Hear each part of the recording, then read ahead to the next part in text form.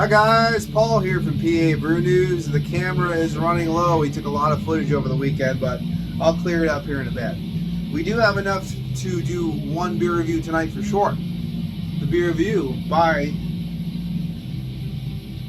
Thomas Hardy's Ale, Golden Edition, 50th anniversary. This is from 2018. So we're already 5 years of age on this lovely little thing. Alright, this is 13% alcohol by volume. It's a product of England. It's named after the namesake of the playwright Thomas Hardy. First produced in 1968, same year as Night of the Living Dead, and same year as Rickett Glen State Park opened. To commemorate the renowned English writer Thomas Hardy's Ale is the limited edition barley wine, numbered in vintages to date, and stored for years, even 25 years. Because of this bottle condition just matures and matures and matures, I find 5 years really is a great year for a lot of these. So let's see. This was produced by Meantime Brewing Company. I've had some of the Meantime Brewing Company beers. This wasn't brewed by Meantime, because Meantime was open, as far as I know, it was in like the mid-early 2000s. That's when Meantime was open. I thought it got bought out too, but I'm not really sure. Not really sure, but let's see how it is. And it came in a box, so I have the Thomas Hardy glass with proper glassware. Can't say no to that. No. Let's crack it open. I've had a older Thomas Hardy from the 90s, thanks to Matt from Massive Beer Reviews. He showed me Sabatini's over in Exeter, where I got this one as well. And I have, because of that, I have sampled some nice vintage Thomas Hardy ales from the 90s. And I actually bought one for Joe as well. So the average Joe over at the Beer Patrol, he had one of the old vintage ones from Sabatini's as well. Now this is such a nice beer, and I just happened to spill some of it on my table already, and that makes me sad. That makes me sad. Listen to some Judas Iscariot. The Great Eternity, I believe, is the album. On the vinyls. It's not a big deal. I'm going to let this thing breathe anyway, so it's like, you screw around a little bit. I've got 27 minutes. I think I'll be okay. Alright. So here, let's throw it up to the camera again, guys. Look at that. Alright. Here we go. Cheers. Whoa. Wow.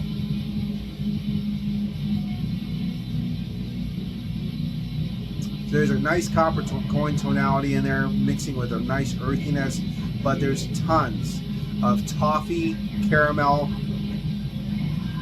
hint of clove, like a date fig.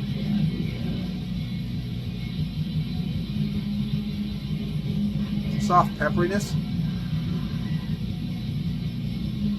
Beautiful kind of mustiness, very soft mustiness, mixing with that kind of toffee, burnt caramels. There is that little bit of earthiness wafting through there from those earthy British hops, mixing in with a little bit of copper coin minerality come through here, but lots of decadent, dark, stormy sensations. It's a rainy day outside here tonight. It's getting dark. Got some black metal going on. I'm a little tired. You know what I mean? Getting everything into that right mood, if you know what I mean. This smells great. There's a little bit of a bright note in there, and it brings a lot of dark fruit with it. It kind of shoots right there. I would say there's almost a hint of like a marmalade in that sharp note. Most of it's like really date, figgy, dark, fleshy, and there's a little bit of a marmalade in that sharp note that comes up in the middle. Okay, let's do it. Cheers.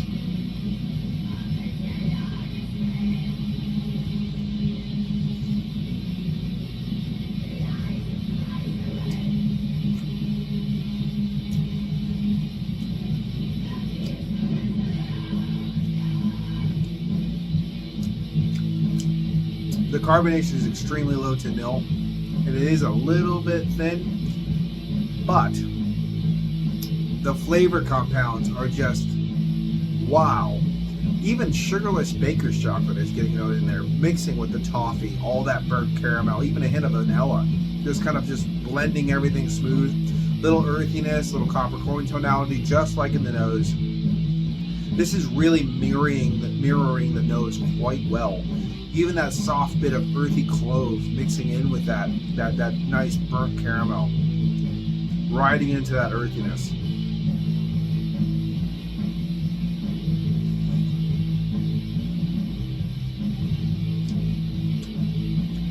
Sometimes, this isn't full scale, but sometimes when I have certain bitters, things like that have a lot of the earthy hops in it, I get something that reminds me of like fresh peeled potatoes, like potato peels, dirty earthy potato peels, but in a great way, not a bad way. It's actually really great.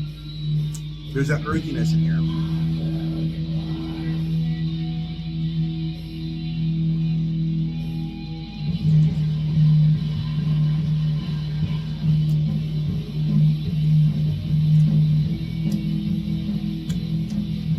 Beautiful stewed fruits, just dark, rich fruit, freshy fruits, dried fruits, dates, figs, raisins.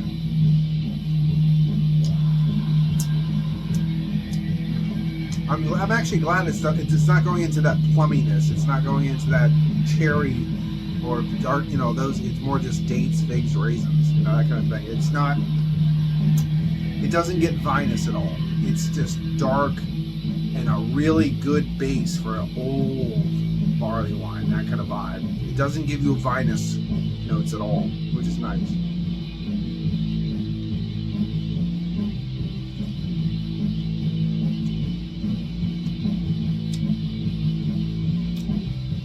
This thing is really nice, and it really.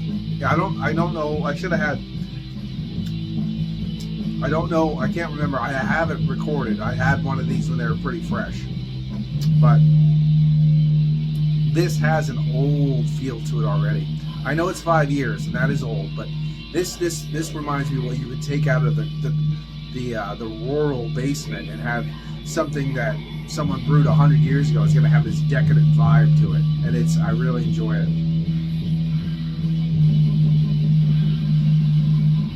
Yeah, this rich, decadent, dark vibe. I think this is a little lacking in body, where I think a lot, like when I get a lot of older JW Lee stuff, the body's much thicker than the body for the JW Lee stuff is today. The Harvest Ale being a prime example. 2001 was much richer in the body than the 2007 or 8. Something they did back then that was different. So other than that, this is a fucking phenomenal beer.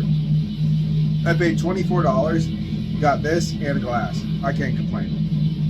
I am not complaining at all.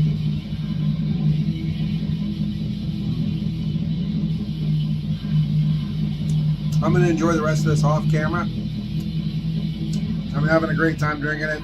Absolutely, 100%. It's a joy. It's a joy drinking this. And I'm going to give it a 9.5 because it is a joy. This is Paul from PABrewNews. Cheers. Punch that finger. Here it comes.